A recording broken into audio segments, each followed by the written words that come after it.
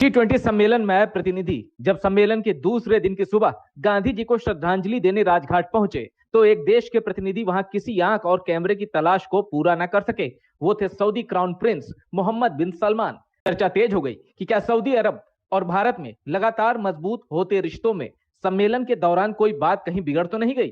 दूसरी ओर लोगों में इसे मजहबी चश्मे से भी समझने की कोशिश की, लेकिन तुर्की के राष्ट्रपति एर्दोगान, बांग्लादेश की प्रधानमंत्री शेख हसीना, लोगों का वहां होना इस थ्योरी को भी खारिज कर दे रहा था। लेकिन यह थ्योरी सिरे से गलत नहीं कही जा सकती, क्योंकि सऊदी प्रिंस की गैर हाजिरी के पीछे उनका सल्फी मुसलमान होना भी एक वजह हो सकता है। इस विचारधारा में कब्र को पक्का बनाना बिल्कुल ही गलत माना गया है। यही समीकरण है कि मदीना में मौजूद पैगंबर मोहम्मद की कब्र तक को पक्का नहीं बनाया गया है और उसे चारों ओर से घेर कर रखा गया है।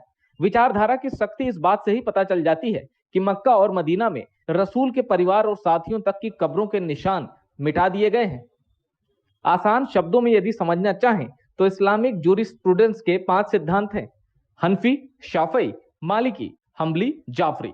इन पांचों में जाफरी शिया हैं और बाकी चारों सुन्नी। भारत के अधिकतर मुसलमान हनफी हैं, लेकिन सल्फी मुसलमान अपने को इन विभाजनों से अलग मानते हैं। इनका कहना है कि ये पांचों विचारधाराएं पैगंबर मोहम्मद की मौत के सदियों बाद वजूद में आई।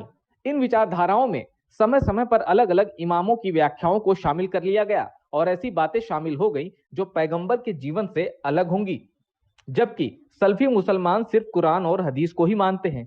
इस्लाम के अंदर की ये अलग अलग व्याख्याएं और विचारधाराएं मुस्लिम देशों की आपसी प्रतिस्पर्धा में भी दिखती हैं और कई बार आपसी अशांति की मुख्य वजह भी बनी रहती हैं। सऊदी इराक की दशकों चली दुश्मनी इसका ही एक उदाहरण है। यह बात तो साफ है कि इस्लाम के मूल सिद्धांत भले ही स्पष्ट हैं, लेकिन इसके अंदर के वैचारिक विभाजन और जटिलता से इनकार नहीं किया जा सकता।